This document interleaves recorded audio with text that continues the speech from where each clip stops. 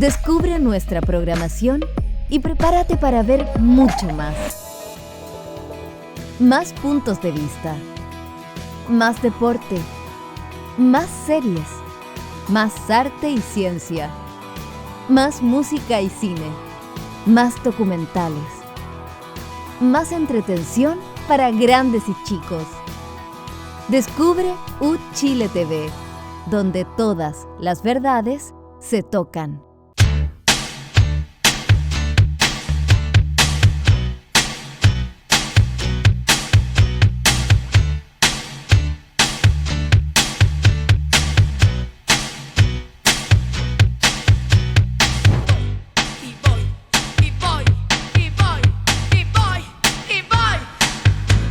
Aquí estamos nuevamente en un miércoles de Descabelladas, con nuestras penas, nuestras alegrías, todo. Aquí estamos enteritas para ustedes, para llevarles la contingencia. ¿Cómo están, chiquillas? Bien. Bien. Definitivamente bien. Definitivamente bien. Muy bien también, fíjate. Ya, ¿qué hicieron el fin de Yo semana? fui a ver una película que se las quiero recomendar, una película que se llama Me rompiste el corazón, que es la historia de Roberto Parra y de su gran amor, la negra Esther, con la gran producción de mi amigo Tito Geswein, dirigida por Boris Colcha. Sí, la vi. Yo fui a ver El Gran Chiste. Ah, el gran Uy, chiste. comediante ¿Lo pasaste bien? extraordinario. Me reí, me apreté la guata Ah, de la risa. buena. Le contaba a la misma porque Sí. yo no me río fácil. No te sé. suelto fácil? No te suelto fácil, no. La risa, por lo menos. Jejeje. Bueno, pero quiero resaltar Mina, particularmente... la Mina siempre hace los chistes más cochinos. Bueno, en pero este programa. estamos en hora nocturna. Ya, voy a Ya. poner una Para serie porque mayores. quiero decir Sí. otra cosa. Ya. Es que leí una prensa internacional que no me acuerdo cuál es. Ya, A fin en un mes más hay elecciones en Países Bajos. ya. Y hay un partido calvinista que se llama, no sé, las siglas SGP, que tiene 3 parlamentarios hoy día, se prevé que va a subir 3 de 150. Ya. O sea, son estos típicos partidos bisagra porque está muy fragmentado el sistema. Ya.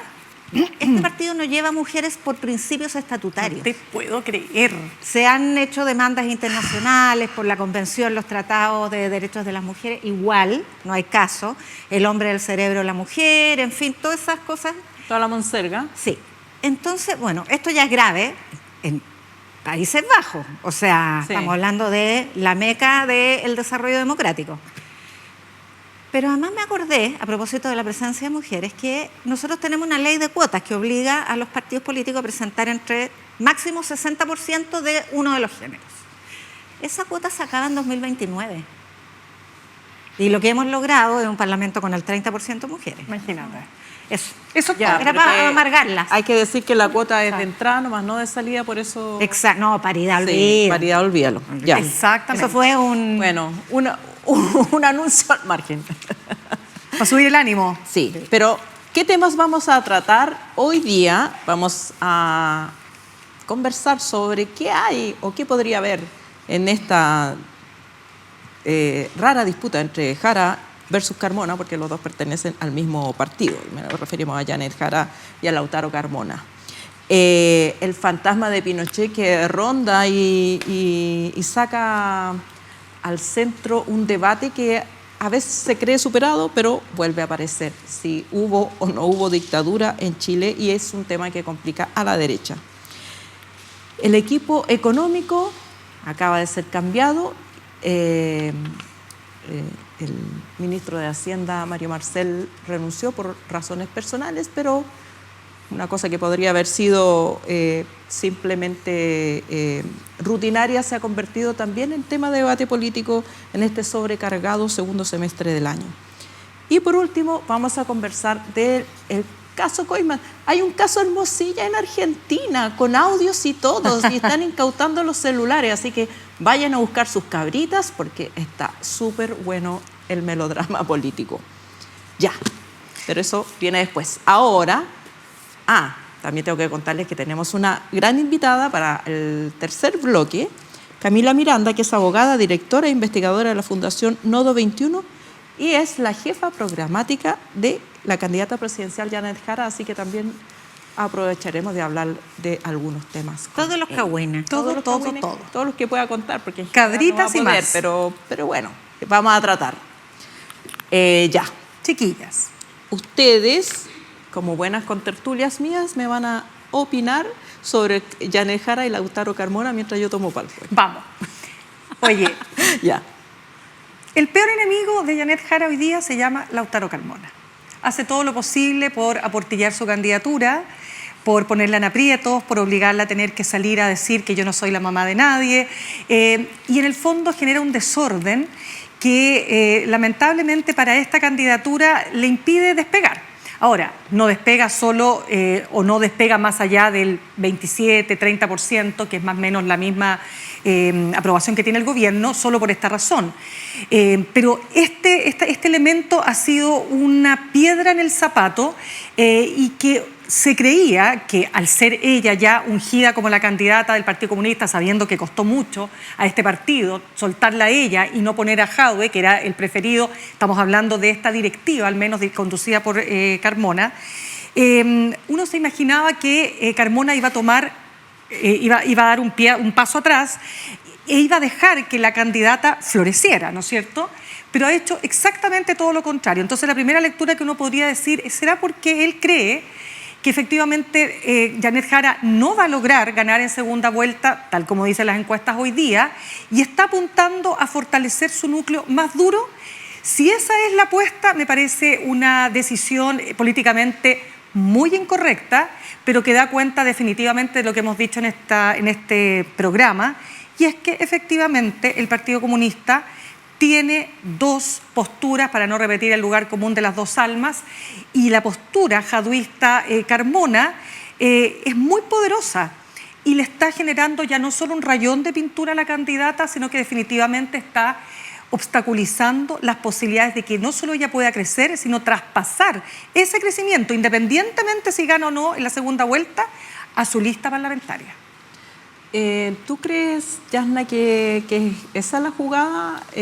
Decía Bárbara Figueroa, que es, digamos, también otra dirigente comunista y está en el comando, que se exagera las opiniones de un presidente de partido como la opinión que puede tener cualquier otro presidente de partido. Sí, no. Porque la verdad es que la última opinión, hasta antes de lo de Marcel, a mí me parecía que era bastante justificada la molestia. Lo de Marcel, francamente, toda la coalición de gobierno estaba molesta con el ministro de Hacienda, porque ese es el rol de los ministros de Hacienda, ser pesado y no abrir la billetera. Más guagua. Sí, O sea, yo me recuerdo que en el gobierno de Bachelet 1, al principio se acusó a Andrés Velasco, al final de ese gobierno, de haber provocado la derrota de Bachelet precisamente por cumplir. Por no soltar la billetera. Bueno, vamos a hablar del tema económico porque tuvimos cambio de gabinete, pero esa contienda, que es la que rebalsó el vaso, pero más por acumulación que por esa misma, yo miré la prensa y durante la tramitación de todos los presupuestos, todos los dirigentes de todos los partidos de la coalición de gobierno criticaron a Marcel por el ajuste, todos. Entonces, el problema es que en los funerales no se habla mal de... En fin, pero creo que en el Partido Comunista hay tres razones copulativas que explican la actitud. Una es, por supuesto, una rivalidad entre dos sensibilidades, quizás hasta dos partidos, pero que tiene que ver más con la rivalidad de poder, porque en muchos partidos hay distintas tendencias. En el Partido Comunista siempre las ha habido, lo que pasa es que ahora se expresan más, se chasconearon como nosotras en ese sentido, pero siempre las ha habido. Pero hay una rivalidad en el sentido que la mayoría interna, que es la que lidera Lautaro Carmona, él tiene la mayoría de acuerdo a las últimas elecciones, perdió el poder. Porque, por supuesto, tener a una candidata de tu partido como la abanderada del sector es que todo el poder se va para ella. Y, por lo tanto, tienes a un dirigente político haciendo todo lo posible por recuperar el timón de su colectividad. Esa es una.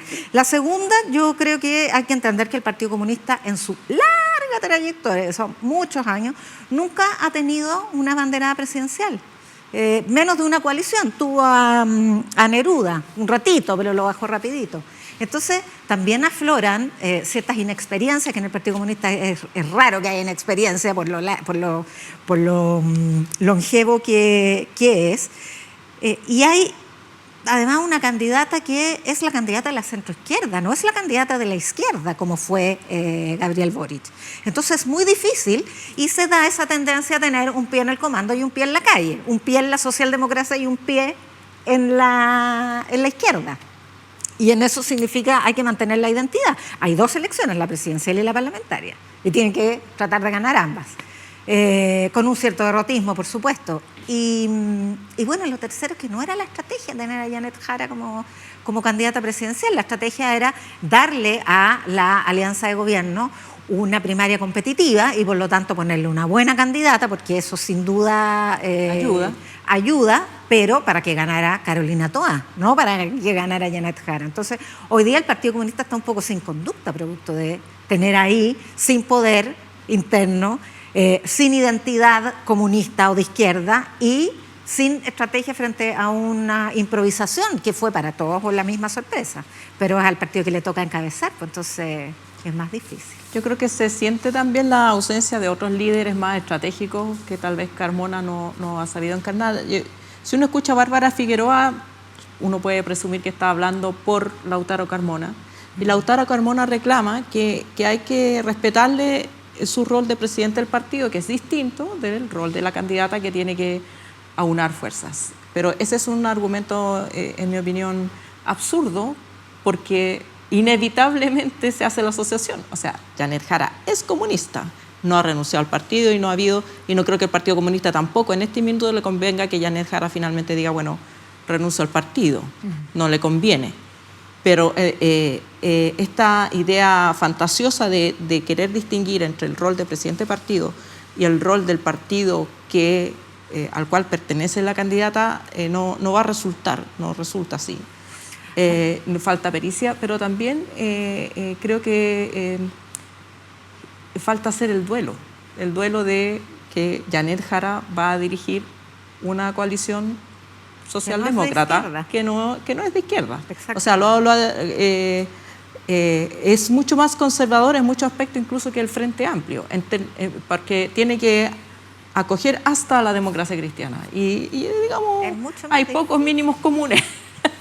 Ahora, fíjate tú que de todas maneras podría haber una externalidad positiva de todo este conflicto, y es que no se ve mal que sea la socialdemocracia la que defienda a la candidata comunista y que sea el Partido Comunista el que se aparte, como que en esta lógica que tanto se repetía como cliché de la primaria, de la descomunistización. Esto ayuda mucho. Le viene como anillo. Claro. Pero es que ahí ¿Será esa la estrategia maquiavélica? No creo que haya capacidad, No, pero es que- pero de resulta. chiripazo. Claro, pero es que ahí es donde la obliga a tener que tomar una posición.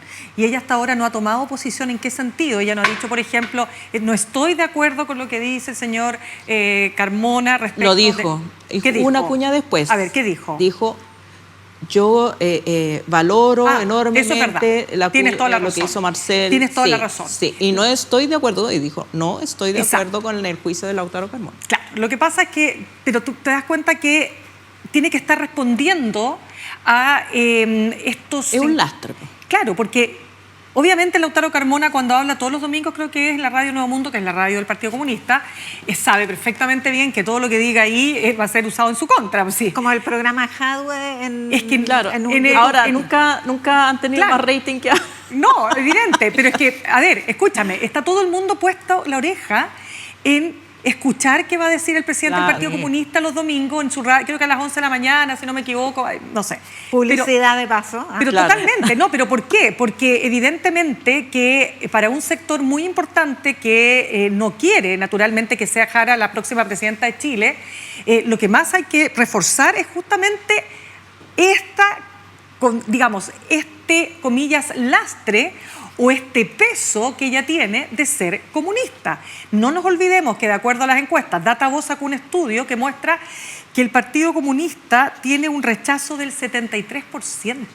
Entonces, ojo con eso. Este es un peso que ella tiene dos pesos. Uno, su militancia, para bien o para mal, es un peso. Y lo otro es que, naturalmente, que es una candidata de la coalición gobernante con la democracia cristiana. Pero evidentemente, a la vista de cualquier ser humano, es una candidata de continuidad. Tú puedes decir, vamos a continuar para hacer mejor gobierno, pero es una candidata de continuidad, no es cambio. Y por eso que ella tiene que... Y entonces, en ese escenario donde tiene estas dos fuentes de lucha, por supuesto que no le hace la vida fácil el señor Lautaro Carmona los domingos tomando tecito con sus compañeros de partido. Ahora, yo escuché a Isidro Solís, que comunista no es, nada más lejano de él, defender a Lautaro Carmona en el sentido de que Lautaro Carmona es el presidente de un partido que tiene sus posturas. Tampoco el Partido Comunista puede disolverse en esta, digamos, bonomía de decir, bueno, vamos a estar de acuerdo con todo lo que no hemos estado nunca de acuerdo. Pero te puedes restar por un tiempo. Pero yo creo que hay una estrategia que falta, a lo mejor hay que sacar otros voceros. Pero Ale, el comando es un caos. Sí, o sea, sí. en eso yo creo que estamos todos de acuerdo. Pero yo creo que el Partido Comunista tiene que hacerse la siguiente pregunta. Si va a hacer lo que le hizo, es decir, le va a hacer a Janet Jara lo que el Partido Socialista le hizo a Salvador Allende. Y esa pregunta se la tiene que hacer bien a fondo, sentarse, pensar. Creo que ayudó mucho la reacción muy bacheletista de Janet Jara a decir yo no soy la madre de ninguno de ustedes. No, estuvo súper buena. Bacheletista sí, total, Bacheletista o sea, total, mami. Ya, pero Sí. déjame agregarte otro punto. ¿Por qué crees tú que Kast decide sacar todo el tema valórico de su programa de gobierno, que yo lo tengo acá? Nada de lo valórico, jamás vamos a terminar con el aborto en 3 causales, no habla de la llamada ideología, comillas, ideología de género, no habla de que se va a salir de los tratados internacionales, no habla contra de la ONU, no habla en contra de o no se plantea como un negacionista al cambio climático. ¿Por qué crees tú? Lo hace porque sabe que eso no le va a redituar. Entonces, Sí, pero Carmona sí lo podría... dicen las personas que lo apoyan. Sin duda, pero lo que quiero decirte, sí Carmona podría ponerse entre paréntesis por estos 3 meses que quedan para ayudar a su candidata y no para perjudicarla. Porque lo que está tiene haciendo- parlamentarias. Y además tiene las parlamentarias. Por eso no Por puede, eso no puede, no puede claro. tomar una posición, no puede socialdemocratizarse. Pero ¿para qué decir? Carmona. Pero ¿para qué decir? Jara sí. Pero es que hay cosas que te puedes evitar. Oye, yo creo que en ese sentido, a pesar de que estoy de acuerdo con lo que tú decías ayer, Yasna, cuando Guillermo Teller le preguntan, acaba de ser nombrado Mario Marcel, y él dice, ¿quién es? Ok, dicho eso, creo que Teller tenía un manejo político más fino.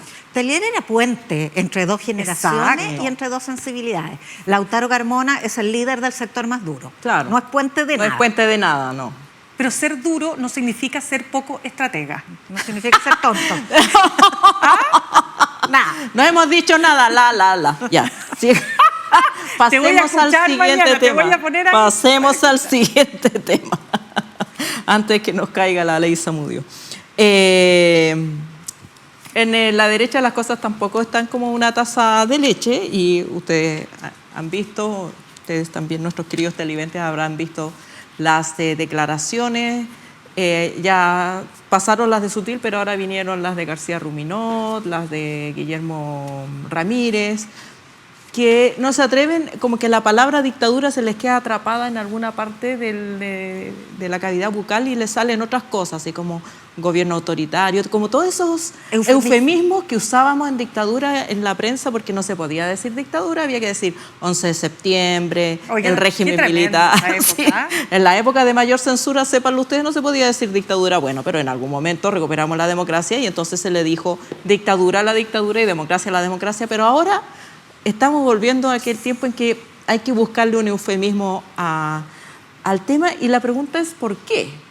¿Por qué? Lo mismo que en una realidad espejo,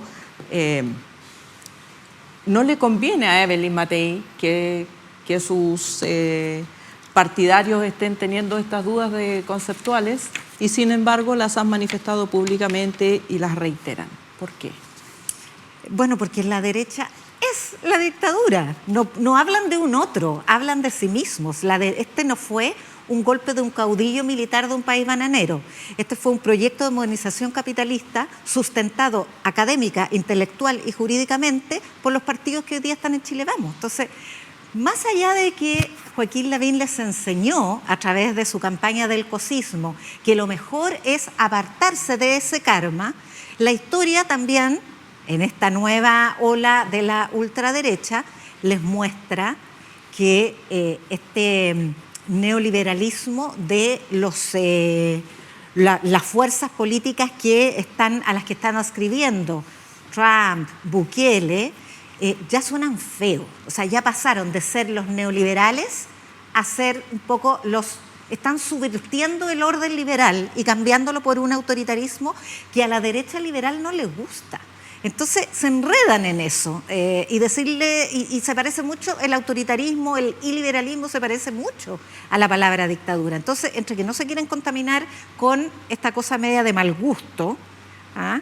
Y que son parte de eso esencialmente, la UDI nació de Jaime Guzmán, son sus hijos. Pero con esa lógica tendrían, desde un punto de vista estratégico, decirle dictadura, porque así se diferenciarían de la dictadura. Porque, por lo que te trato de explicar, me enredé un poco. Sí. Porque dictadura se parece mucho a autoritarismo iliberal, en el que está derivando Bukele, Trump y todos estos líderes que ya no están desarrollando el orden liberal, y mucho menos neoliberal, sino que se pasaron a otro proyecto. Y hoy día lo que están haciendo es subvirtiendo el orden internacional de la globalización, que es consecuencia de, o es parte, o es hija del consenso de Washington del neoliberalismo, y están borrando con todo eso y están pasando a otro proyecto. Y entonces ya es un poquito de mal gusto para una derecha liberal más sofisticada, del tipo Sebastián Edwards, a quien Evelyn Matei le pide disculpas a Sebastián Edwards por hablar de las muertes inevitables. No le pide disculpas a las víctimas, le pide disculpas a el salón de los de ella. ¿Por qué? Porque suena muy feo esta palabra de mal gusto, es como una ordinariezer de la dictadura. Porque hoy día se ha convertido un Bukele en el gallo que nombra a una generala como ministra de Educación. ¿Homologar a Bukele con Pinochet, dices tú? O sea, Pinochet tampoco era una figura tan entre los nuestros, ¿no? No. Era para hacer el trabajo sucio. Pero por eso, si ese es el argumento, entonces sería mucho más fácil decirle Pinochet dictador, porque no es de los nuestros. Porque ellos fueron hijos de la dictadura, ellos hicieron la dictadura. Entonces, entre que la palabra se volvió fea y les produce una especie de afasia, este bloqueo verbal, que es en la psique, no queremos ser eso, pero venimos de la vena de eso, fundamos eso, pucha, es complicado. ¿Vende o no vende además ser dictador? ¿Vende o no vende? No sabemos. Por ahí hay un argumento que no sé si fue García, que dijo, bueno, es que hoy día con el nivel de delincuencia que hay y todo, ¿Qué como García? que García Ruminot. Sí. Ah, ya, como que con senador el nivel García claro, Ruminot. que Ya. con el nivel de Dijo que le gusta la dictadura. No, dijo que él no consideraba que hubiera sido dictadura, que para él no era No, dictadura. lo que pasa es que ya lo dijimos, Sí, iba a decir la clase pasada. El programa pasado. claro. Ya lo dijimos, estamos en una regresión. Pero estamos en una cuando regresión lo aprietan conservadora. para que diga, pero Sí. ¿por qué ahora? Dice, bueno, es que ahora hay como que hubiera una demanda por dictadura. Eso es lo que quiso decir, lo dijo. Hay una demanda de manera- orden. Sí. Claro. Pero de dictadura es un poquito como de mal gusto en el salón de los comunes. Mira, yo le pregunté a Miguel Mellado, que dejó el partido Renovación Nacional para adherirse a la campaña de Kast, Codina, también el ex Sí. alcalde de Puente Alto, también se suma a la campaña de Kast. Y le dije, a ver, pero para usted, señor Mellado, ¿fue o no fue dictadura? Pero por supuesto que fue dictadura. Listo, se acabó la respuesta. Sí, porque es que el ¿Qué resto más? es un enredo psíquico. Yo de ¿Pero qué verdad tal? creo que hay una cosa en la cabeza. Punto final. Hay una cosa en la cabeza entre que no podemos renegar de lo que somos, de nuestra esencia, Pero es que, a ver. y al mismo tiempo es de mal gusto, está pasado de moda, huele a naftalina, no sabemos si esto No, si esto nos va a permitir competirle a la ultraderecha, diferenciarnos de la ultraderecha, o significa abandonar las banderas del orden. Yo creo que hay una indefinición, de verdad. Yo creo que hay un enredo psíquico, que esto no es político, no es estratégico. No, claramente no es estratégico. Mientras tanto, la candidata sacó su programa. Yo ando con harto papel porque ando con todos los Nos quedan 2 minutos, querida, así que... no alcanzo. Oye, y Sí. el chao. No, vamos. Y el chao. Tenemos No que tenemos que hablar. seguir en el otro... Porque ese es otro 3 enredo. minutos para hablar del chao. Que no es el chaíto, Chao. sino Es que... que, mira, el chao préstamo, porque para contextualizar, José Antonio Kast saca su programa y vota todas las banderas como destaca la misma de la batalla cultural, porque obviamente no la redituaron en la campaña pasada y aprendió, total, esas las tiene aseguradas en su votación dura, pero se cae en esto, y digo se cae, porque si bien el chao préstamo, que es el chao cotización que se va a poner en el Fondo de Protección Previsional, se parece mucho a Con mi plata no, pero es un como mi plátano en un contexto completamente distinto, que es que en enero muchos adultos mayores empiezan a recibir un promedio de 80.000 pesos más en su jubilación, gracias al préstamo al cual CAS le quiere decir chao. Entonces, ahora no le cuaja el discurso del con mi plátano. No tiene ya nada pasó que ver. de moda. No tiene nada que ver. Debieron haberlo guardado, además que se enredó ¿Será porque lo iba a sustituir. que incluyeron a Lorenzini en su campaña? Además que se enredó técnicamente, porque se supone que tenía una gran cobertura técnica y es completamente incoherente, ninguno lo entiende bien. Yo he escuchado a los voceros republicanos y cada uno lo explica de una manera distinta. Lo que dice el programa es que esa plata se va a invertir en instrumentos financieros. Eso es lo que hacen la AFP con toda la plata de ahorro previsional. Después lo que explicaron es que en realidad se va a invertir pero en bonos soberanos, o sea, en el fondo le están prestando plata al Estado, pero de otra manera tal que va a aumentar la deuda pública, entonces no tiene ningún sentido. No, Mira. y sirvió para que le pegaran en las canillas Evelyn Matei. A Evelyn Matei le vino de perilla. Mira, para no explicar el concepto claro, lo único que importa aquí es que para llegar, ese famoso préstamo significó 10 años. 10 años costó llegar a esa... O sea, quiero decir que ese préstamo simboliza ese gran esfuerzo que se hace finalmente para alcanzar un acuerdo después de 10 años. De 10 años, mira, me llego a emocionar. ¡Ay! 10 años. No sé si es la emoción. Pero te le dio sudado. No importa, digamos la emoción. Oye, 10 años de tramitación, porque ese préstamo es el que permite, uno, subirle las pensiones a los actuales jubilados de la clase media, porque los que no están en la clase media, los sectores más pobres, más empobrecidos, están favorecidos por la PGU, y solucionar un problema estructural que tienen las mujeres, que habiendo trabajado los mismos años, habiendo ejercido la misma labor, nos jubilamos con menos porque ganamos menos, entre otras razones. Si eso cambia, y aquí viene el punto y con esto cierro, va a generar no solo cambiar, como dicen los expertos, un préstamo por otro, sino que ya esto no quedaría suscrito a una ley y por lo tanto no se tiene que estar discutiendo todos los años, sino que precisamente pasaría a ser discutido en el presupuesto de cada año. Entonces, tú todos los años, dependiendo de los vaivenes políticos, imaginémonos con estos congresos que vamos a tener, estaría siendo discutido un tema que fue zanjado en una tremenda reforma. Bueno, ¿para qué? Nadie entiende para qué. Lo importante, porque ya recogió caña y dijo que no, que la ley va a regir mientras que no se presenta la nueva, ya recogió caña.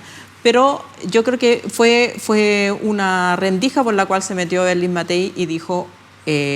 no se sustenta y abrazar un acuerdo que en su momento ella no quiso abrazar. Ahí cometió un error político, pero ahora le permite decir, nos demoramos 10 años, bla, bla, bla. No se juega con las pensiones. No se juega, sí. Eso sí, está bien que lo haga. Sí, pues está bien. Entendió. Está bien. Entendió. Bueno, nos vamos a una pausa porque tenemos que... Porque la mina necesita respirar. Exacto. Ay, la mina necesita 10 años. respirar, no me pusieron nada que tenía que mencionar aquí. Si lo tengo que mencionar, lo mencionaré a la vuelta. No se pierdan los últimos capítulos de La Sangre Tira. Gracias, porque está en la otra página. Era la paletea que le soplaba a la compañera. Sí, ya sopla.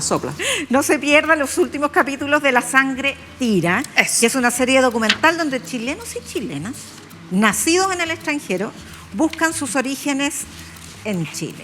Esto es viernes a las 22 horas, así que... Ya, yo voy a decir lo otro.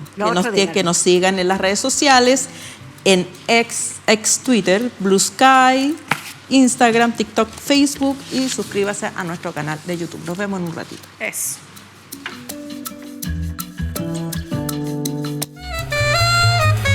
En TV, a lo grande y a la cara, con humor y con fuerza.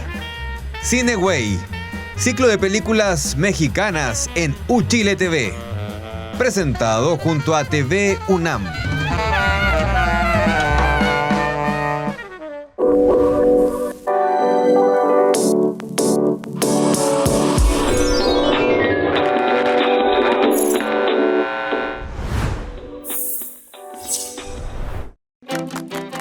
Soy chilena, pero quiero buscar mis orígenes en Armenia. Milas, Conilla, Milas.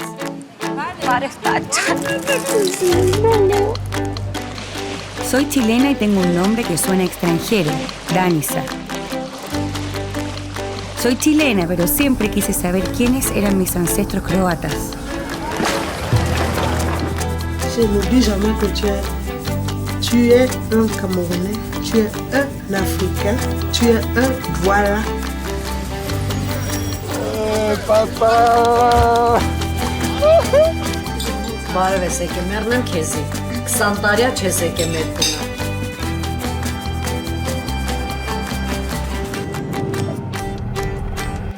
There have been so many magic moments in the street. Or another one, another more.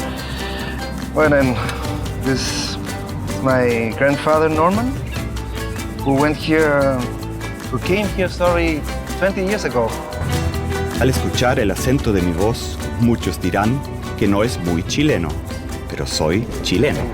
Fui uno de los primeros niños que nacieron en la colonia Dignidad. Voy a comprar toda la tienda. ¿Toda la tienda? Esas son palmeras, ¿cierto? Sí, son ricas, son ricas, son ricas. Chile es mi país, pero en Alemania están las raíces de mi familia. Raíces que fueron cortadas por el fanatismo, la religión y el crimen. Me llamo Kaori Parra Tsunekawa. Me veo caminando por Tokio como un sueño hecho realidad.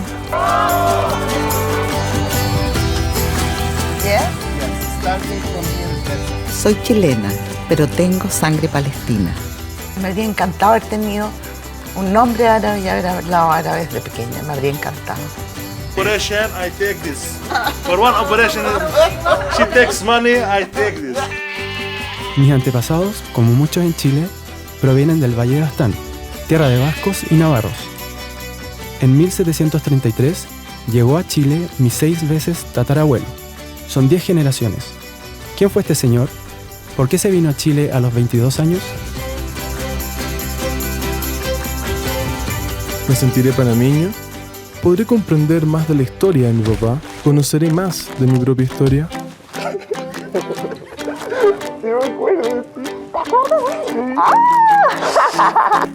Sí, soy japonés, pero llevo sangre chilena. Tu abuelo. Abuelo. Mario. I wanna open my mind.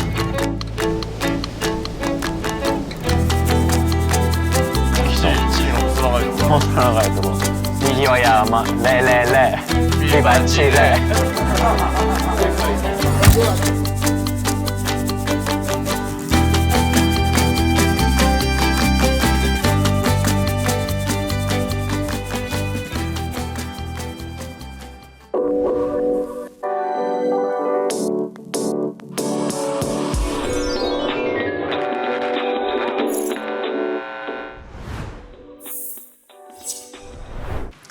Hemos regresado. No saben ustedes lo que estamos hablando tras bambalinas, pero les voy a dar una pista.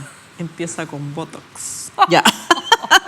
No, aquí no ninguna usa, por si acaso. Pero no tenemos que hablar de temas más serios. ¿Será el cambio de gabinete un Botox para los últimos 7 meses de gobierno? Para recordar, esta semana renunció el ministro de Hacienda, Mario Marcel. Hubo lágrimas, discursos sentidos, porque nadie se lo esperaba. Lo que sí es un dato de la causa es que esto sorprendió a la gran parte de incluso los dirigentes políticos de la propia coalición. Nadie se lo esperaba.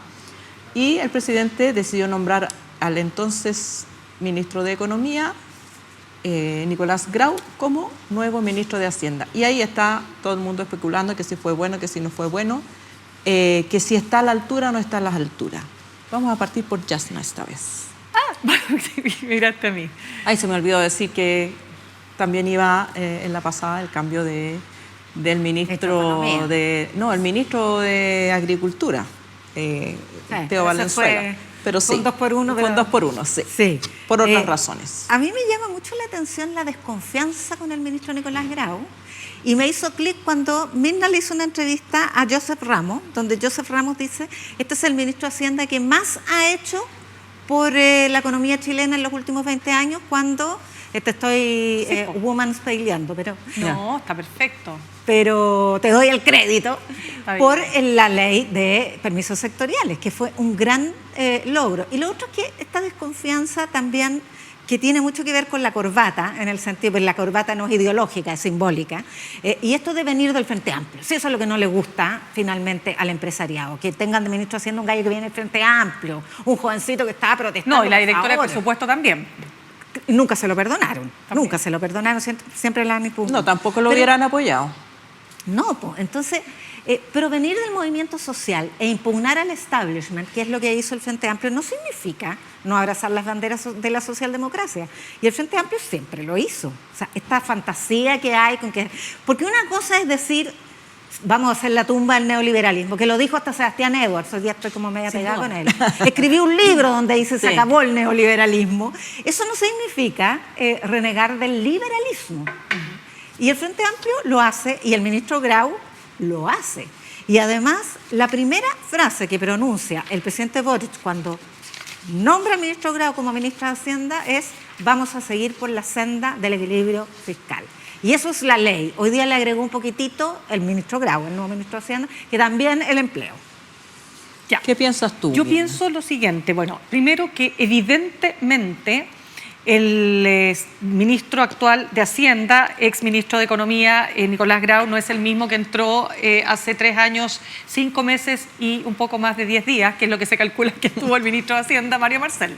Lo primero, es una persona que naturalmente ha tenido una experiencia en este gobierno importante, y tanto así, volvemos al señor Sebastián Edwards, que lo hemos de estar con la oreja un poco que le pican, pero efectivamente Sebastián Edwards dice: yo considero que este no es el mismo ministro. Le puso ficha, digamos. Le puso ficha, como le puso ficha, tal como tú dices, el destacado académico de la FEN, de la Universidad de Chile, Joseph Ramos, porque aquí voy a entrar en un punto que lo tengo más reporteado. Porque si hay algo que se reconoce internamente, incluso a nivel empresarial, fue la capacidad que tuvo Nicolás Grau en toda la tramitación de la ley de permisos sectoriales, o también llamada permisología, de lograr aunar voluntades. Y no olvidemos que parte de la izquierda fue aquella que impugnó la ley ante el Tribunal Constitucional, le fue mal. Pero esa capacidad que tuvo se le reconoce internamente. Por eso yo creo que, más allá de las primeras chayas y de las primeras reacciones, al final se lo respalda, porque además, más allá que se pensaba o que el ministro Marcel quería dejar a su subsecretaria, él es un hombre cercano al presidente, y el ministro de Hacienda tiene que ser un hombre clave dentro del comité político y tiene que estar en sintonía con el presidente. No siempre, porque Mario Marcel no lo conocía. Está bien, pero fíjate que pero lo un que hombre socialista de... es que desarrollaron una relación incluso personal de mucha confianza, de mucha sintonía. Sí, por eso, pero con el tiempo. Yo creo que nace un príncipe, porque digamos las cosas como son. En nuestro país se cuentan con los dedos de las manos los candidatos a ministro de Hacienda.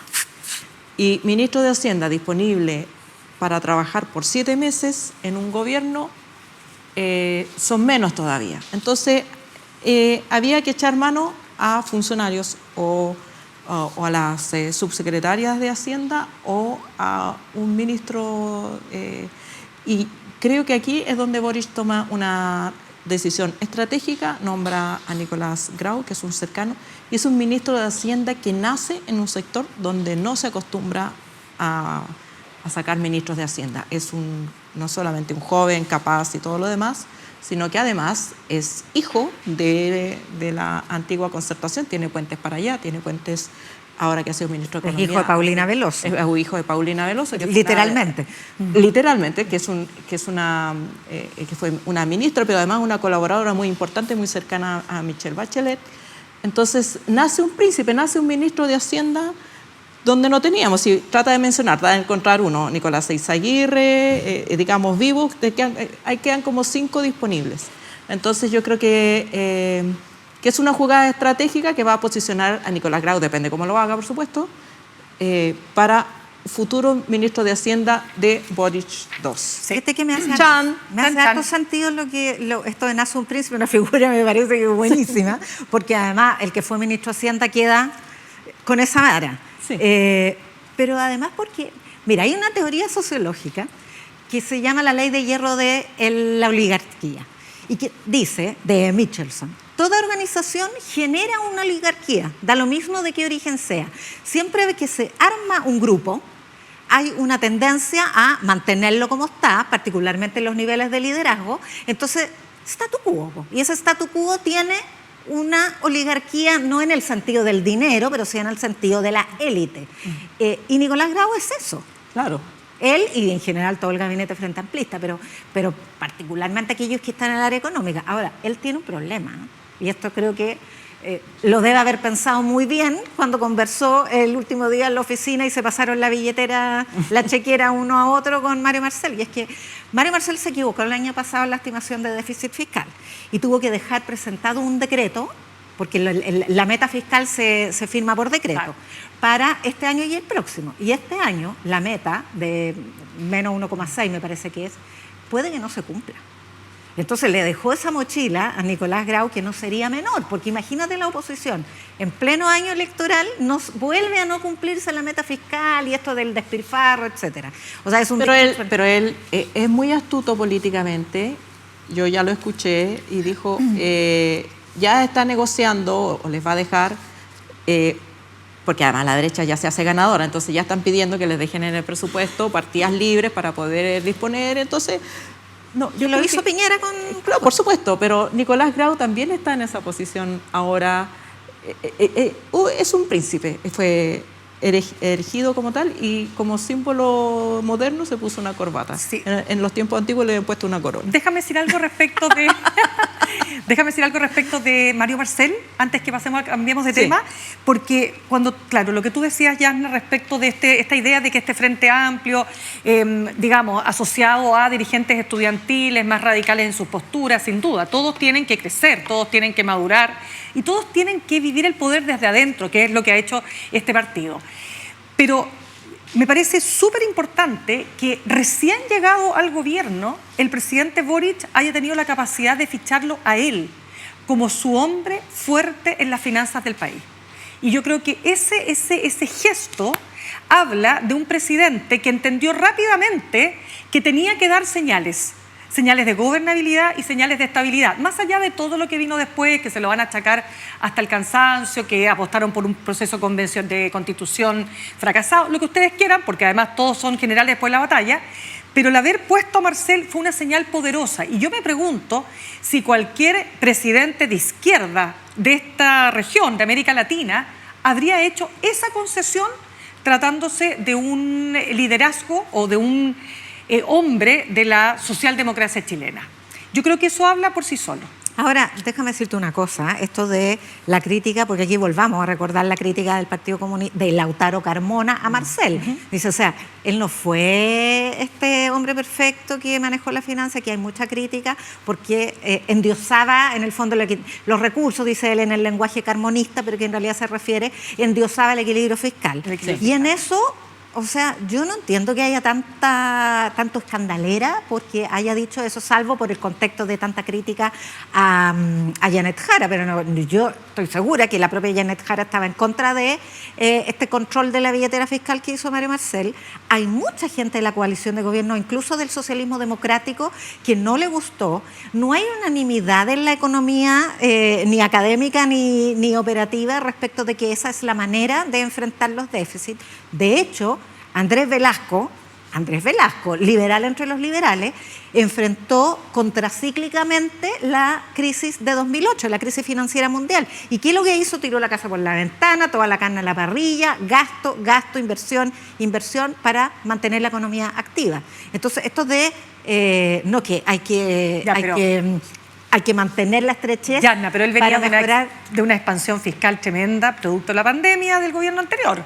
No, pero la deuda pública chilena es completamente razonable. Bueno, pero lo digo... Ahí están los dos puntos hechos. No, sí, es cierto. Lo que digo es que no hay aquí una verdad absoluta ni hay unanimidad en la economía respecto de eso. Y también es cierto que más allá de la decisión que la haya tomado Boric o no, la tomó la coalición, no fue una decisión colegiada, en todos los gobiernos desde el retorno a la democracia es el ministro más importante y a veces compitiendo con el presidente es el ministro de Hacienda por la estructura de poder que tenemos. Así que bueno, así es la cosa. Así es nomás, pues. Sí, pues ahora viene la parte divertida, el tejido, las cabritas. Sucede que en Argentina se filtraron o se dieron a conocer unos audios donde un funcionario de gobierno, de nombre impronunciable para mí, Spokno, no me acuerdo, revela que hay un sistema de coimas que dirige la hermana del presidente Milei, que básicamente consiste en que las empresas farmacéuticas venden a sobreprecio los medicamentos para personas con dificultades mentales y el sobreprecio se reparte luego entre funcionarios de gobierno, entre ellos la hermana del presidente y un alto dirigente del Congreso. Estas revelaciones se abrió una causa, ha habido incautaciones de computadores, teléfonos, etcétera, todo lo que hay, y le entra agua al bote de Milei porque precisamente su lema de campaña fue decir que él venía contra la casta corrupta que se aprovechaba de los recursos del Estado para beneficio propio y, eureka, parece que aquí está pasando lo mismo. No es el primer caso de corrupción que tiene Milei, pero es el caso de corrupción que le llega más de cerca. Como le dice ella a su hermana, el jefe. El jefe. Así es. Mira, a ver, primero, estos audios se filtran y aparece en estos audios un funcionario de la Agencia Nacional de Discapacidad. Este señor se llama Diego Españuolo. Ese era el nombre.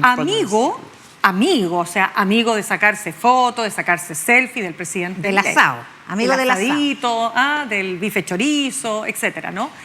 Pero el punto acá es que esta es una farmacéutica argentina suiza que le vende medicamentos a esta agencia y que, como bien dices, tú lo vendías a sobreprecio. Y un dato súper clave. Pero la farmacéutica es como la operadora. Claro.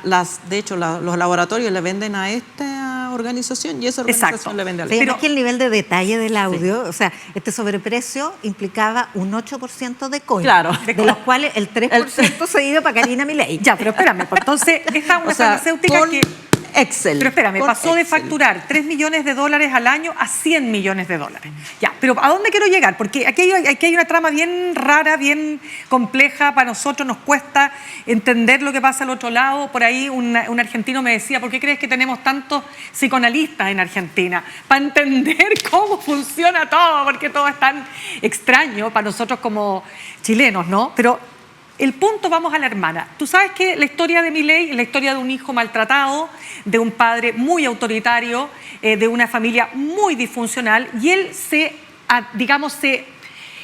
cobija en esta hermana que lo cuida, que lo salva, que lo protege, que le da el amor que no le habían dado sus padres. Y esta mujer tiene como antecedente, digamos, de profesión, ella es una relacionadora pública que dedicó su vida o sus últimos labores, digamos, de trabajo a hacer gastronomía y a leer el tarot. Y de repente la pone su hermano de jefa de la Secretaría de la Presidencia. Como no tiene conocimientos, evidentemente, salvo esa lealtad absoluta con el hermano, se tiene que rodear de asesores. Entonces lo que dicen es que se ha comenzado a rodear de gente porque la corrupción lamentablemente está muy instalada en el ADN de la política en Argentina. Y aquí están los Menem, relacionados con Carlos Saúl Menem, sí, el expresidente argentino, y por ahí viene esta trama que involucra esta familia, pero por otro lado a una mujer que pertenece a un gobierno que, como bien decías tú, Ale, se puso como meta luchar contra la casta corrupta. Y hoy día fue apedreado el auto de Milei y tuvieron que sacarlo con todos los guardaespaldas porque esto se le vuelve tan en contra que podría afectar seriamente su popularidad. La popularidad de Milei está como en 40%, ha bajado, todavía está bien, para un gobierno en estos tiempos no deja de ser, pero esto podría afectarlo gravemente porque es el corazón de lo que planteó él para llegar, entre otras cosas, a ser presidente de Argentina. Bueno, y además hay elecciones ahora parlamentarias dentro de poco. Exacto. Hay elecciones el 7 de septiembre de la provincia de Buenos Aires y a fines de octubre elecciones nacionales del Parlamento. Entonces, que esto le pega y particularmente en el talón de Aquiles, que es lo que mencionaba Mirna, se le rompe el aura de la probidad y eso se rompe una sola vez. Es como lo que le pasó a Michelle Bachelet con Cabal. Ella era la candidata que venía a poner fin a los privilegios y su hijo tiene el tremendo privilegio de recibir un préstamo de Luxemburgo, con la diferencia que aquello no era ilegal, esto sí.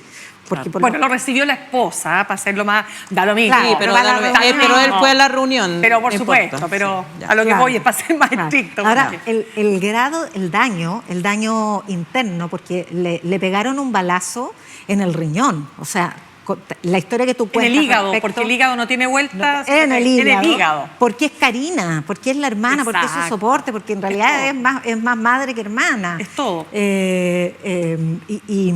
por eso esta frase tan errática que dice, les estamos afanando los choreos. Afanar es chorear también en nuestro choreo, pero afanar, en el fondo le estamos haciendo la mexicana. Claro. No quiso decir eso, le estamos aguando la robando fiesta, es lo que quiso ladrones, decir. claro.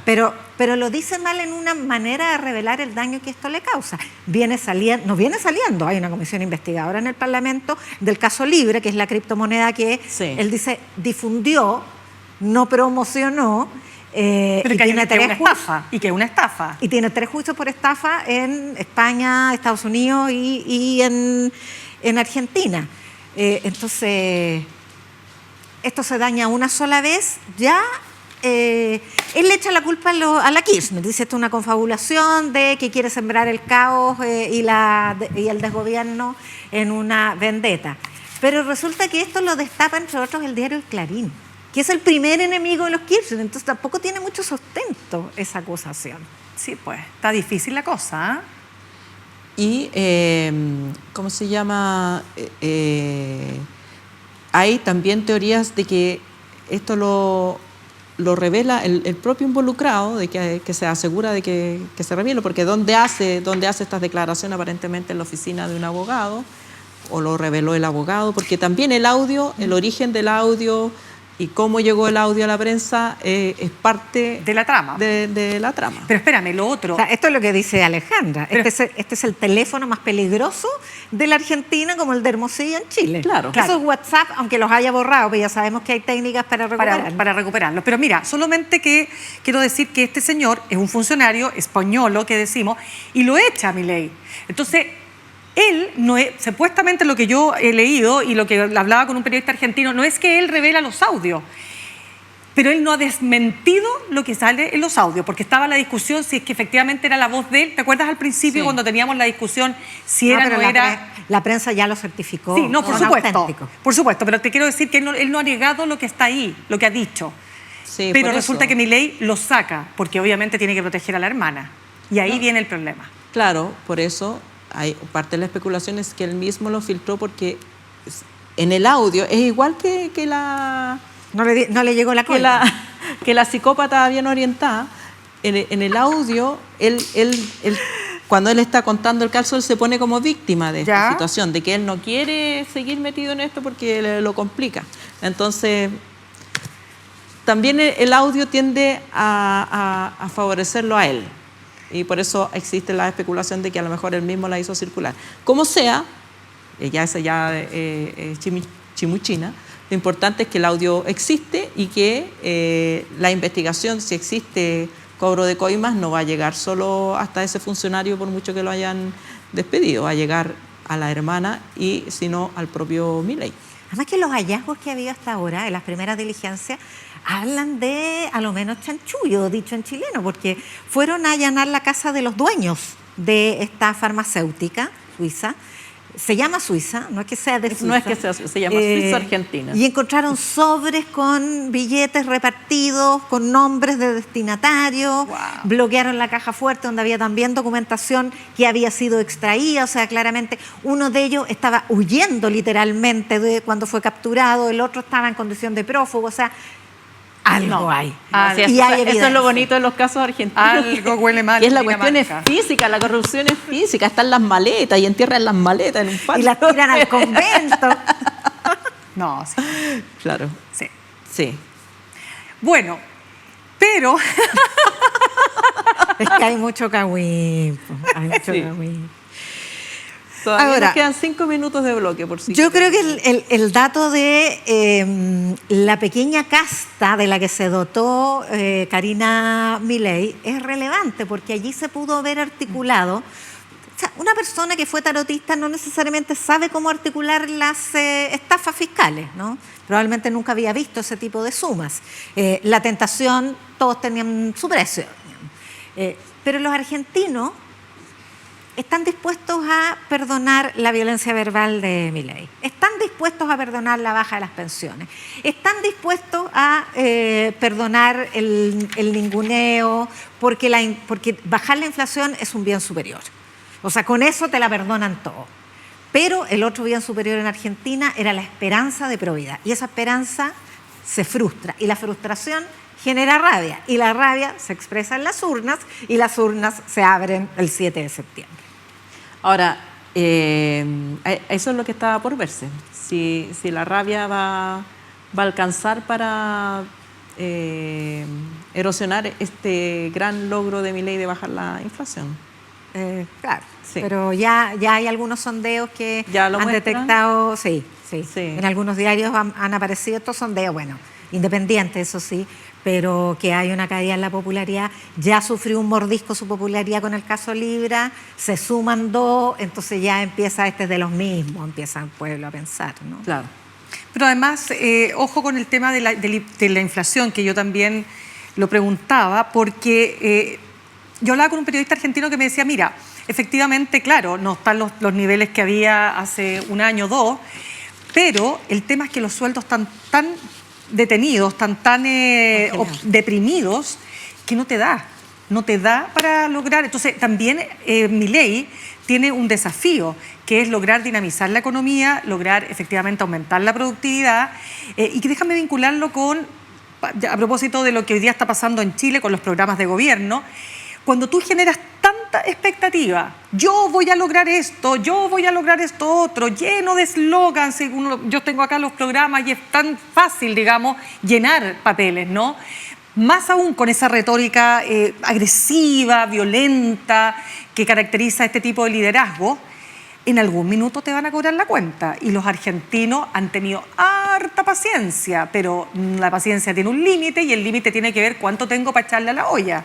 Si esto continúa... Claro, cuando te das cuenta que hay como 100 millones de dólares, ¿cuánto era lo que... 100, pero lo piensa, que aumentó la... facturaba la 3 sobreventa. millones, la famosa farmacéutica, facturaba 3 millones de dólares al año y ahora son 100. O sea 97 más, millones. Más fácil que echarle 97 agua. millones de dólares para repartir en un país que está pasando hambre y que hay Ahora, mucha pobreza. Sí, solamente déjame decirte que si esto fracasa, si esto destruye a Milei, en fin, hay que tomar en cuenta que la decepción, el desgano, la desconfianza va a calar hondo en ese pueblo y uno se pregunta qué más puede surgir de ahí si Milei es producto de todo aquello. Pero si esto fracasa ahora y esta gran figura, este rockstar, se les cae a pedazos, si es que logra ser efectivamente probado que no él, pero la hermana, esto va a ser un golpe tremendo para el pueblo argentino. Así es. Bueno, hemos llegado al final de este segundo bloque. Me parece. No se pierdan, les recuerdo, los últimos capítulos de La Sangre Tira, que es una serie documental donde chilenos y chilenas nacidos en el extranjero buscan sus orígenes en el país, los viernes a las 22 horas. Y también no se olviden de seguirnos en nuestras redes sociales, que son... En YouTube, suscríbase en YouTube. Suscríbase en YouTube. En X, en Spotify, en Blue Sky. Instagram, Blue Sky. En TikTok. No, en esa no. TikTok. Ya. Hay que meterse a TikTok, Gansita. Porque... Bueno, y veanos en 102, o sea, escúchenos en 102.5 en el dial y 11.2 televisión digital. Abierta. Muy bien. No necesita cable para ver. Ya. Nos vemos en un ratito. Chile TV. Eso. Es que soy profesor. ¿De qué? Poesía chilena. Qué bonito.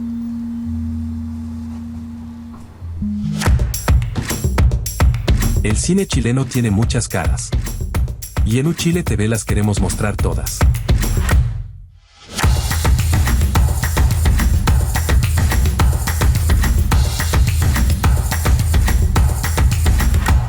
Porque somos el canal del cine chileno. No te pierdas la nueva temporada de La Maleta. La Maleta, cine chileno de ayer y hoy. Comentado por sus propios creadores. La Maleta. Todos los sábados a las 22 horas.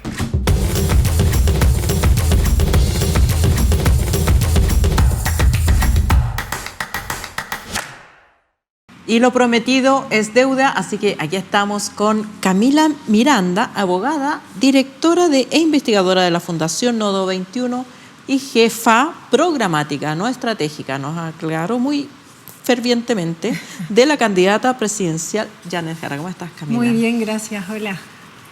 La primera del nuevo programa, no del que... Sí, del nuevo. Sí. ¿Y el nuevo se lo aprendió de memoria? O sea, lo he leído montones de veces, no sé si me lo sé de memoria para un examen oral, pero... La candidata Jara te dice.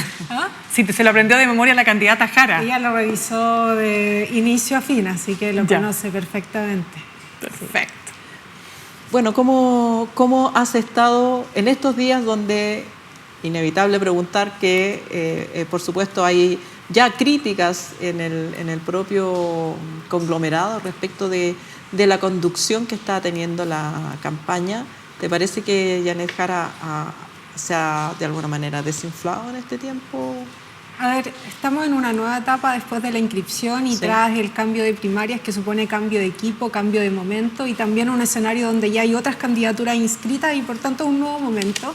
Y nosotros tomamos la definición de que Janet pasara de los debates económicos en un momento donde estuvo bien activa concurriendo a esos espacios a desplegarse por todo Chile. Hoy día está en una gira, ayer estuvo en Punta Arenas, hoy día estaba llegando a encuentros en Rancagua y va a continuar de aquí al 14 de septiembre recorriendo todo Chile con una actividad que es muy novedosa que se llama Soluciones para Chile. Es un espacio de escucha ciudadana, pero lo llamativo primero es que estamos invitando a los que son más lejanos y lejanas a nosotros. Cuando digo nosotros, hoy día estamos hablando de un sector amplio de 9 partidos políticos y también de todas las personas que se han sentido convocadas por Janet como candidata presidencial.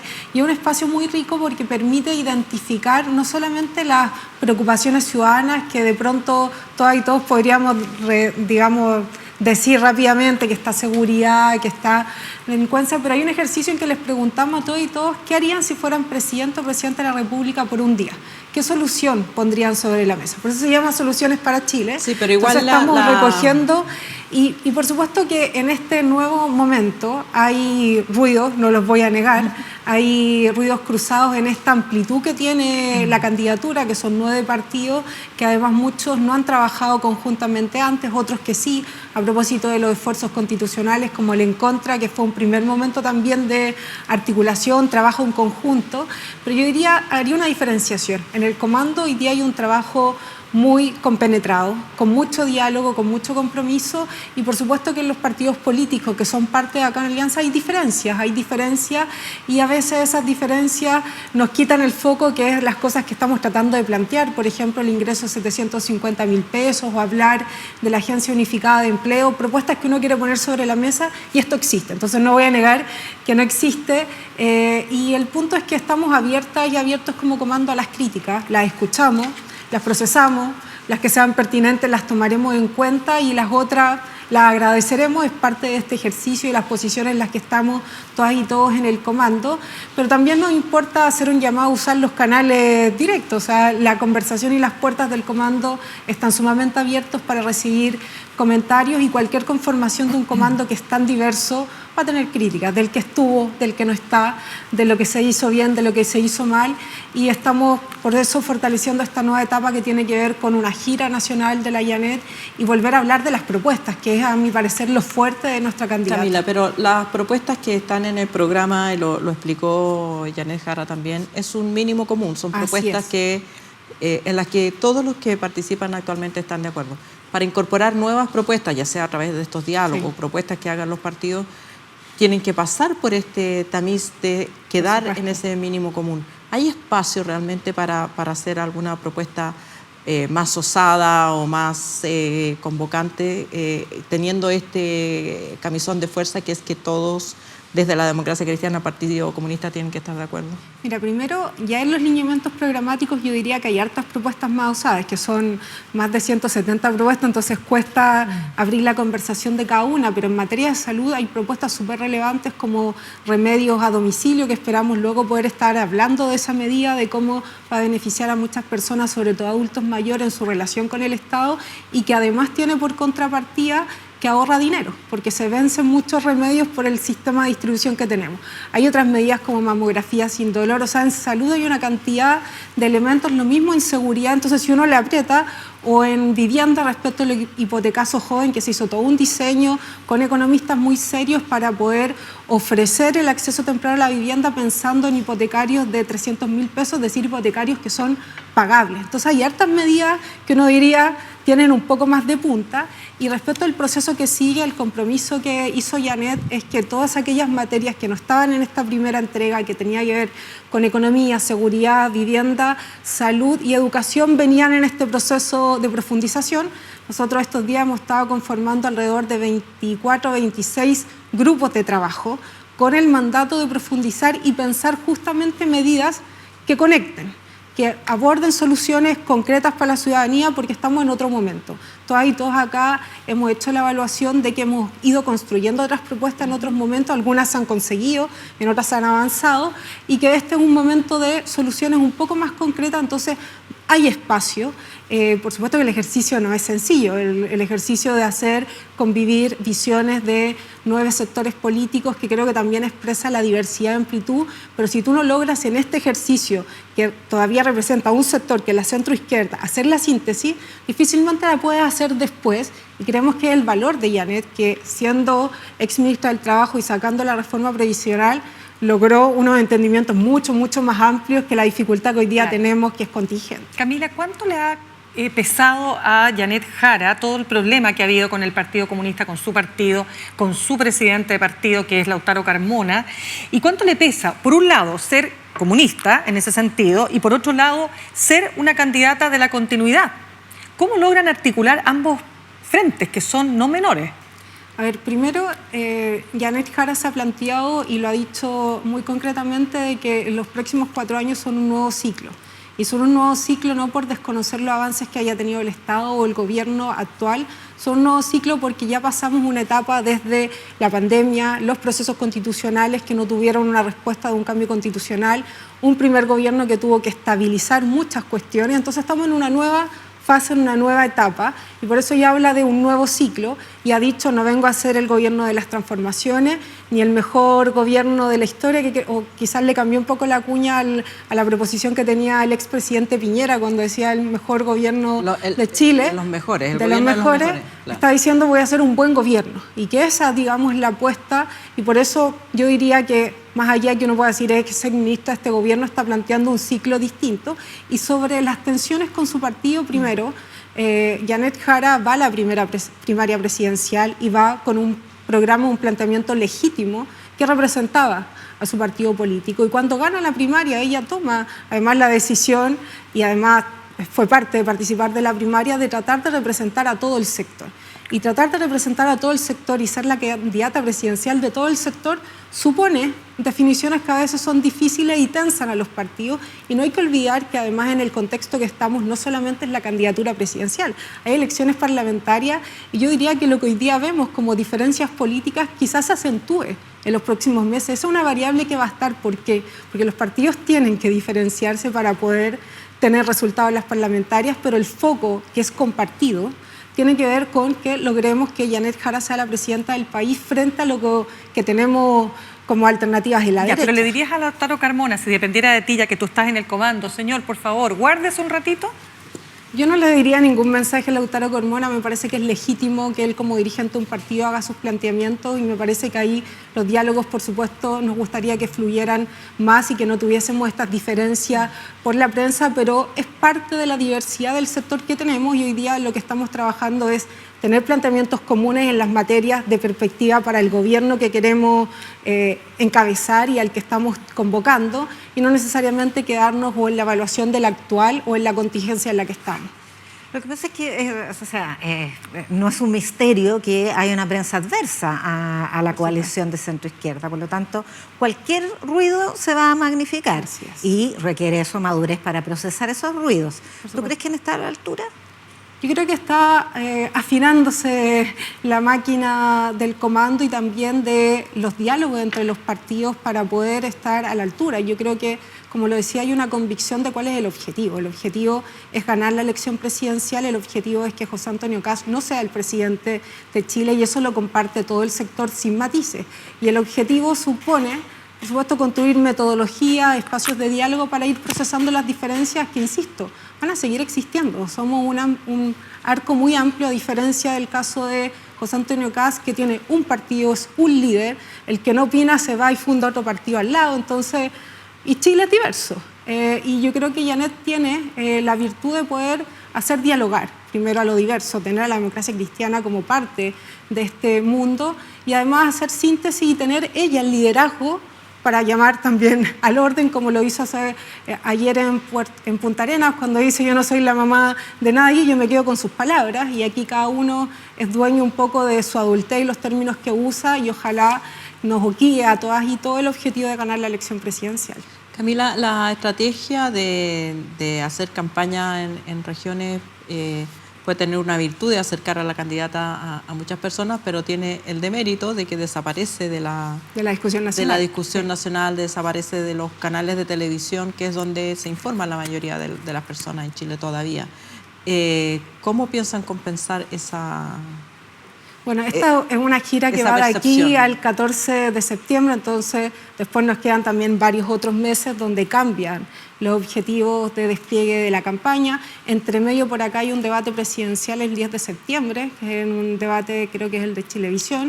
Es decir, ya empiezan a haber debates más grandes porque es distinto concurrir o no a los debates que convocan legítimamente organizaciones de la sociedad, sean económicos, temáticos, universitarios, y otra tiene que ver con estos debates ya más grandes donde tienen más visibilidad los temas. Y Janet también cuando decide, y lo decidimos también en el equipo, de pasar una fase de despliegue regional y dejar de ir a los debates temáticos, era que también ella estaba estudiando harto, generando propuestas, y el debate al que era invitada era la repetición de las mismas declaraciones una, otra y otra vez. Y en realidad su propósito no es ir a convencer a esos otros que están ahí y que no están de acuerdo con esta idea, sino ir a buscar a los que todavía no tienen una decisión tomada, tienen dudas, y por eso la gira busca ir a distintos lugares del país a invitar a esos que están más lejanos, que no van a ir a un debate o que no van a ver quizás el debate presidencial por la televisión, y invitarlos a ser escuchados, porque ya han habido momentos súper interesantes, momentos interesantes, por ejemplo, a propósito del debate del aborto. Yo creo que fue en Calama, si mal no recuerdo, que una persona legítimamente le dice: candidata, me genera dudas de por qué no están los lineamientos programáticos de esto. Luego aparece otra persona, ninguno adherentes de la candidata, en este momento, ojalá que ahora lo sean, y le dice: bueno, yo soy cristiano y esto a mí genera ruido.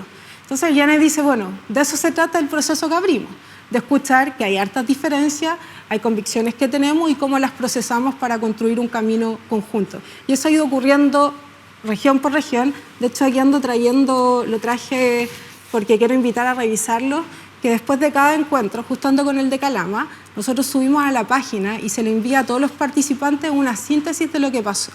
Y lo que pasa primero es que tienes unas nubes de palabras, porque nosotros les invitamos a decir qué asocian ustedes con su comuna, qué asocian con el país, qué asocian con sus anhelos y con sus temores.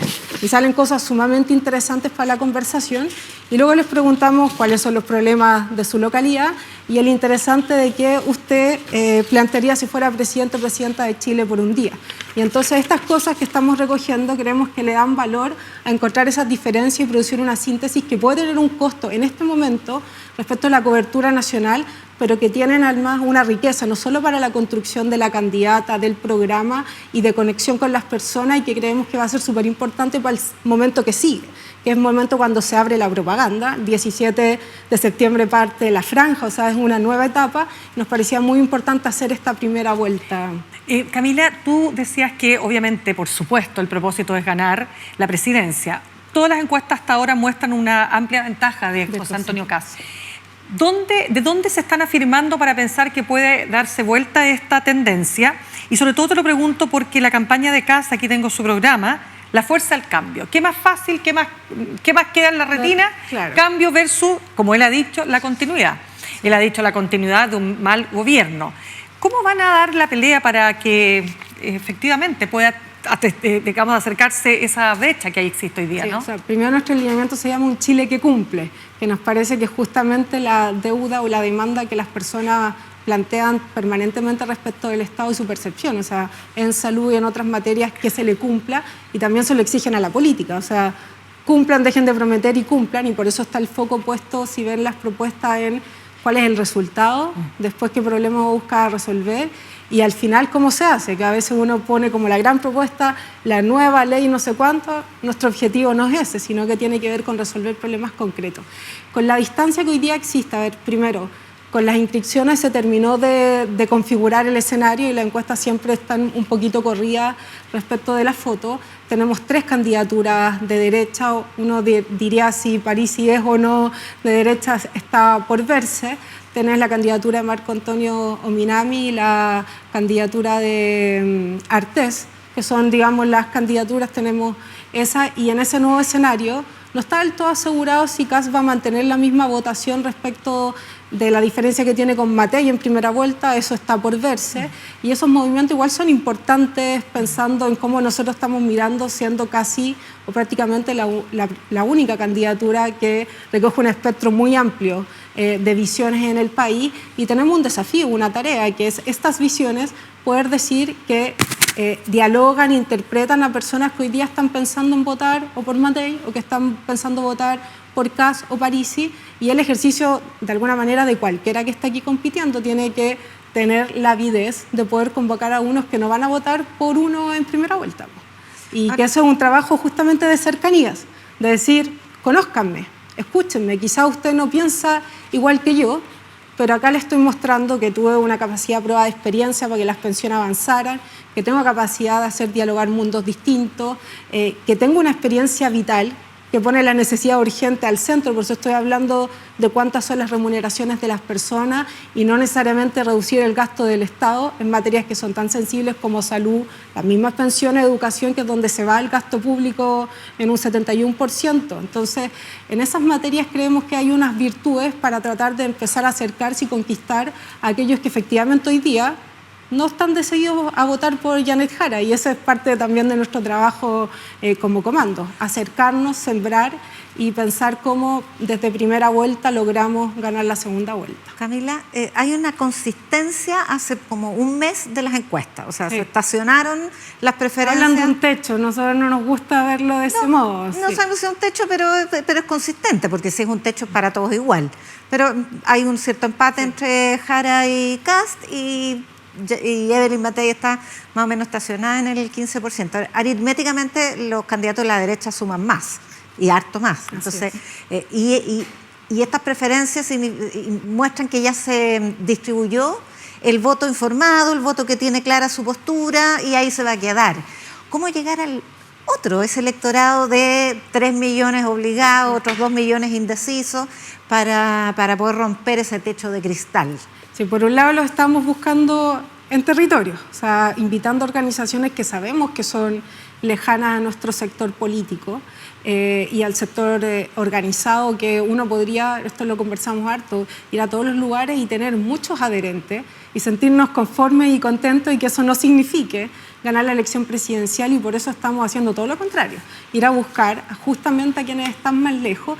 Y lo otro es el trabajo de redes sociales, y en estos tiempos donde no hay necesariamente grandes espacios de encuentro. Uno puede decir, en este lugar están las personas organizándose y viéndose, son las redes también un dispositivo muy importante para generar esas conversaciones y esos diálogos. Entonces son parte también de la estrategia de campaña, usar esos distintos dispositivos para mostrar las propuestas, mostrar también los atributos que tiene Janet, que tiene que ver con la gestión, con su claridad, con su coherencia, con su experiencia vital.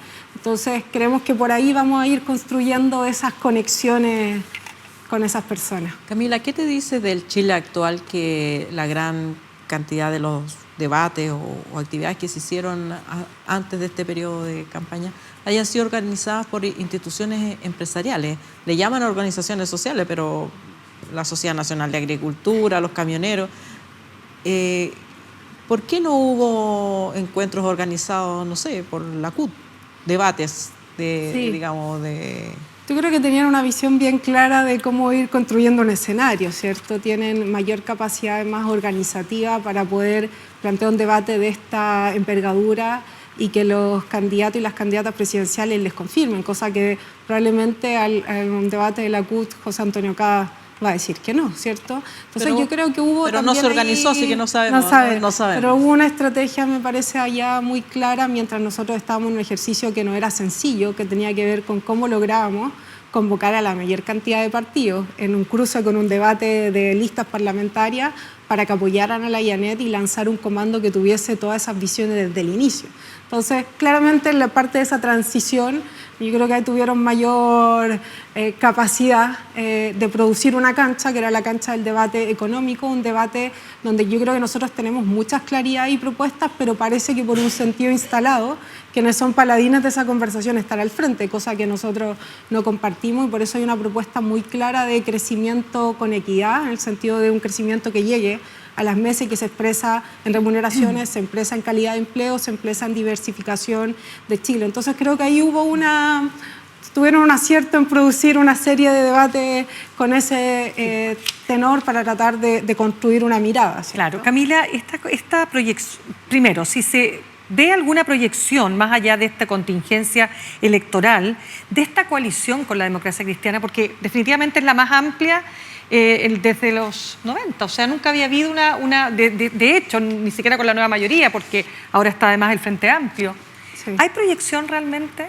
¿Cómo lo ves? Yo creo que se ha ido construyendo un entendimiento súper virtuoso. Esto yo lo veo en el comando, yo trabajo codo a codo con personas de la democracia cristiana, del Partido Comunista, del Partido Socialista, del PPD, organizando equipos, conversando. O sea, ahí no están las tensiones, ahí hay un objetivo común, que es trabajar porque Janet Jara sea presidenta de Chile, y yo creo que ese ánimo común se puede proyectar ganando la presidencia de la República. Las tensiones tienen más que ver porque, yo insisto, hay una elección paralela, que es la elección parlamentaria, donde todas y todos tienen que diferenciarse, pero además yo creo que estos años de encuentro a propósito de los otros procesos, como el del Encontra, sirvieron para ir construyendo confianza, y la confianza no de asumir que vamos a pensar igual en algún momento, al contrario, pero de poder identificar cuál es la diferencia, y eso es un ejercicio que no es simple, porque cuando tú no te escuchas, ni siquiera puedes llegar a identificar la diferencia para ponerla como la diferencia y tomar una decisión. Esa diferencia la dejamos fuera, la procesamos y alguien queda enojado, pero se mantiene acá. Entonces creo que esa ha sido una virtud, poder construir una escucha, a propósito de construir confianza en objetivos. Creo que eso puede tener una buena proyección pensando en ganar la presidencia del país y gobernar con una coalición bien amplia, que no va a ser sencillo, insisto, pero que creo que hay un objetivo ahí que se está cuajando. Pero hay culturas súper distintas, porque la democracia cristiana gobernó con el Partido Comunista, o sea, ellos tienen esa relación. Pero el Frente Amplio jamás estuvo con la democracia cristiana. Entonces, me intriga cómo se construye esa brecha cultural, esa brecha generacional, sacar el aborto. Me imagino yo que para el Frente Amplio ha sido duro. O sea, primero no hay una exclusión, esto lo dijo Janet muy claro, los lineamientos no están porque son lineamientos programáticos en materias muy clave y que se abrió una conversación a propósito del desembarco reciente de todos los sectores en apoyarla en esta conversación que se abre y que ella está muy convencida del avance en los derechos de las mujeres, entonces es una conversación que estamos sosteniendo, que las vicepresidencias de las mujeres que se reúnen también de todos los partidos la están sosteniendo. O sea, sigue siendo una conversación Es una abierta. conversación abierta, totalmente abierta, y así lo dijo Janet Jara varias veces. En los lineamientos no estaba, porque habría esta fase que era parte también del entendimiento de que todos tuviesen espacio para poner sus planteamientos. Pero Janet Jara también dijo que había sido una decisión que se había tomado para que la democracia cristiana por supuesto, estuviera dentro. en los lineamientos programáticos y se abría esta conversación respecto del ya el programa completo, cómo se va a abordar, además teniendo en consideración que hay un proyecto de ley ya discutiéndose y hemos intentado en la construcción de no repetir cosas que están sucediendo, porque esperamos que avancen, como por ejemplo ha habido harta preguntas sobre por qué educación superior no está, además de que dice explícitamente la introducción de que es parte de la profundización, hay un debate hoy día abierto respecto a un nuevo sistema de financiamiento, de la condonación del CAE, hay un debate abierto en sistema de cuidados, entonces el programa tiene que ver con cómo avanzamos, cómo en las etapas de otros planteamientos profundizamos las cosas. Así que eso no voy a hacer adelantos, pero ya en el documento que podamos lanzar hacia fines de octubre van a estar desarrolladas todas las otras materias. Muchas gracias, Camila. Se nos acabó el tiempo. Sí, ya se nos Muy acabó el rápido. tiempo. Muchas gracias por esta conversación. Muchas gracias. Y a ustedes, chiquillas, gracias por Gracias estar a ti. conmigo. Cuando me toca conducir, ya saben que me carga. Te va a tocar cuando venga un importante entrevistado. Oh. No vamos a decir más. Ya. Importante. Salgan de mi canal. Gracias por vernos, por repetirse el programa o los que llegan tarde el domingo, que cuando hacemos la repetición, por seguirnos en las redes sociales y por vernos en los canales formales de la Universidad de Chile, porque este es un canal y este es un programa de televisión. 11.2 en televisión abierta digital o usted se lo sabe de memoria. 102.5 en la radio Universidad. Y si no, haga como mis hijos, que no ven canales ni radio, sino que nos buscan en YouTube. Porque si nos buscan, no se encuentran. Chao, chao. Buenas noches. Chao.